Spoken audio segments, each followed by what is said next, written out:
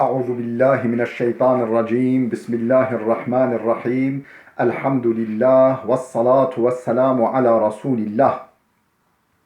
Değerli arkadaşlar, Doktor Ziya Tacuddin'in خواندن آموزش زبان فارسی به غیر فارسی زبانها سطح متوسط 1 adlı eserinden Farsça dersimizin 22.sini yapmak üzere birlikteyiz. Kitabımızın isminin manası şu: okuma kitabı kimler için? Amuzиш zeban Farsi be gayri Farsi zabanha. Fars dilli olmayanlara Farsçayı öğretmek için. Sath-ı mutavassıt 1, orta seviye 1. İlk seviye, giriş seviyesi 30 ders halinde daha önce verdik. Daha önce o kitabımızı bitirdik 30 ders halinde. Bu da ikinci kitap. Efendim bu da 30 ders. Toplam 60 ders oluyor. Kaldığımız yerden devam ediyoruz. Efendim 50. parçaya geldik. Daha doğrusu 50. sayfaya geldik. Efendim derse bistu duum. Derse bistu duum 22. ders. Telefon. Telefon diye bir parça. Bir başlıklı bir parça. Diyor ki خانم نادری و دخترش افسانه در آپارتمان کوچکی زندگی می کردند. Efendim خانم نادری, نادری hanım, soyadı Nadiri herhalde. Nadiri hanım ve doktoraş ve onun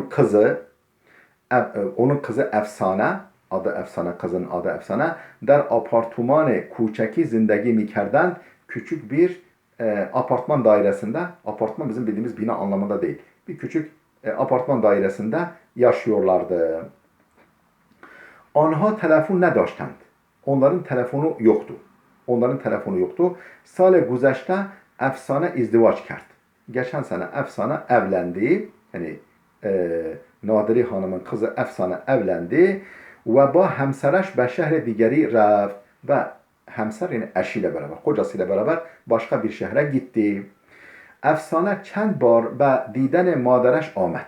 Efsane birkaç defa annesini görmeye geldi. Ama emir şuher u murakhas nedaşt.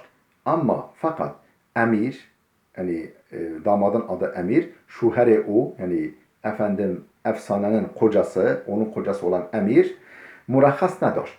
Yani izin alamadı. Ve der hemen şehr murakhasna ve der hemen şehr mand ve aynı şehirde kaldı. Yani efendim o gittiği şehirde kaldı, gelemedi.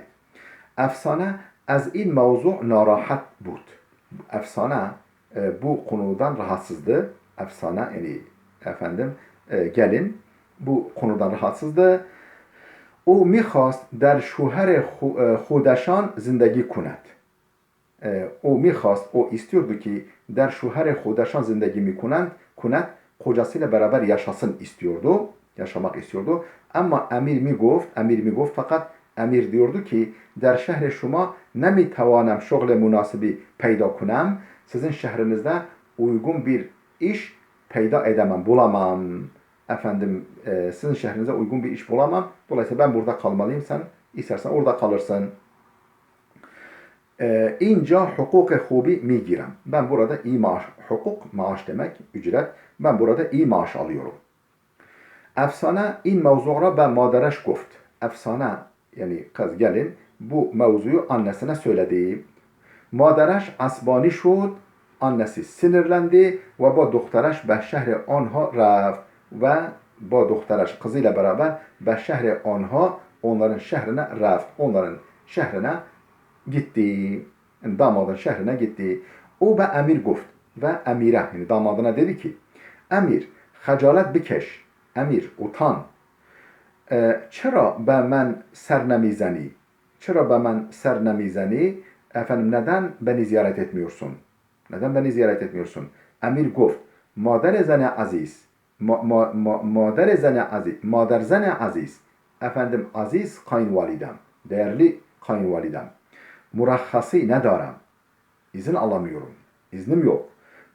Madere Efsane gofт. Efsane'nin annesi dedi ki telefon ki dari. Senin telefonun var. Çera be men telefon nemizeni? ta halim ra bepursi. Neden bana telefon etmiyorsun ki ta halimi sorasın? Yani bana niye telefon etmiyorsun ki halimi hatırımı sorasın? Emir goft. Şuma ki telefon nedari. Benim var da sizin telefonunuz yok. Madene efsane goft. Bu defa efsanenin gelinin annesi yani Nadiri Hanım dedi ki çi bahane hایی bu ne biçim bahaneler من telefon ندارم تو ki telefon dari benim telefonum yoksa sen telefon var ya arasana falan diyor. Evet böyle esprili bir parça. Çok komik olmadı ama ne yapalım idare edin yani parça bu. Derke matlab konuyu anlamak. Elif şıkkı alıştırmamızın kudam yek az cümlehay zir durust ve kudam yek nadurust است. Aşağıdaki cümlelerden hangisi doğru ve hangisi doğru değil? Parçaya göre efsane mücerret nist. Efsane bekar değil. Doğru, bekar değil. Yani evlendi. O zaman de ya dürüst yazacağız. Doğru. İkincisi efsane telefoni با مادرش صحبت افسانه تلفنی با مادرش صحبت می کند. Efsane telefoni با مادرش صحبت می کند. Bence با telefoni olacak. Orada bir ba eksik. Efsane ve telefoni. Efsane telefoni telefonla با مادرش صحبت می کند. Efendim telefonla annesiyle konuşuyor. Hayır. Bizzat konuşuyor da orada. Üçüncü cümle. Emir gahi be mader zeneş ser mizenet. Emir gahi zaman zaman ba mader zeneş efendim kayınvalidesine ser mizenet ziyaret ediyor. Efendim emir zaman zaman kayınvalidesini ziyaret ediyor. Doğru değil, etmiyor. Ziyaret etmiyor. Dördüncü cümle. Emir şogle münasibi daret. Emirin uygun bir işi var. Doğru. İşinden memnun aslında.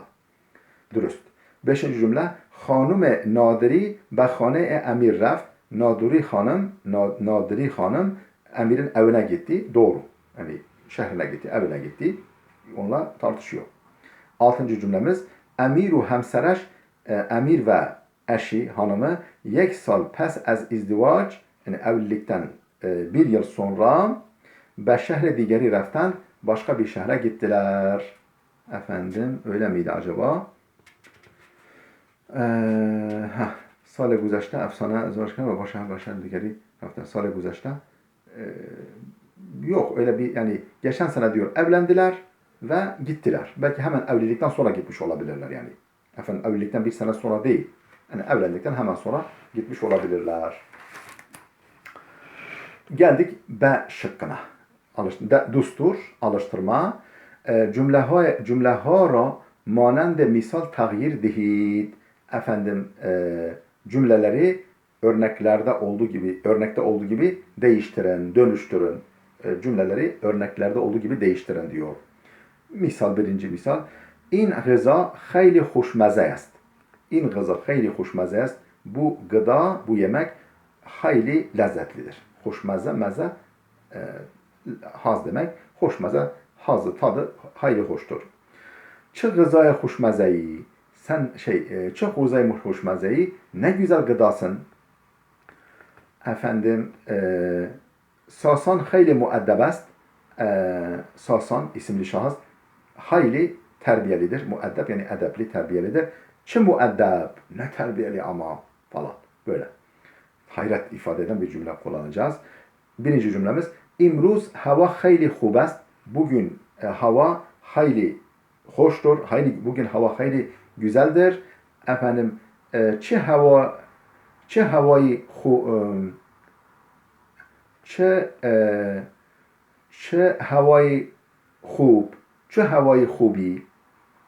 hubi sen ne güzel havasın. İkinci cümlemiz be in cengale ziba nigah kun. Bu güzel ormana dikkat et. Bih çi cengale zibayı. Çi cengale zibayı. Ne güzel orman. Beh diyoruz ya beh. Türkçemize de geçmiş. Üçüncü cümlemiz in klas hayli kuçek est. Bu sınıf hayli küçüktür. çe klase küçük. Çe klase küçük. Ne küçük klas, ne küçük sınıf. Dördüncü cümlemiz, mader zenem vakaen hoş ahlak است. Benim eşimin annesi vakaen gerçekten hoş ahlak است. Güzel ahlaklıdır, hoş ahlaklıdır. Çe hoş ahlak, çe hoş ahlak, çe ahlakı hoş, çe ahlakı hoş, ne güzel ahlak. Beşinci cümlemiz, merdi mihribanter az o nedidem. Efendim ondan daha merhametli adam görmedim. Ondan daha merhametli insan görmedim. Çi merdi mihribani, çi merdi mihribani, sen ne çi merdi mihriban, çi merdi mihriban, ne merhametli adam, insan. Efendim dördüncü cümlemiz, in dastan hayli calib است. Bu hikaye hayli ilginçtir. Bih, efendim beh diyoruz ya, peh. Ne diyeceğiz? Efendim این داستان خیلی جالب است. چه داستان جالب. چه داستان جالب. چه داستان جالب. Yedinci cümlemiz, in qali hayli zibast. Bu halı hayli güzeldir. Bu halı hayli güzeldir. Efendim, çe qaliye ziba. Çe qaliye ziba. Ne güzel. Ne güzel halı. 8. cümlemiz, Davud danış amuz bi nazmi است. Davud danış amuz bi nazmi است. Efendim düzensiz bir öğrencidir. Disiplinsiz. Davud disiplinsiz, düzensiz bir öğrencidir.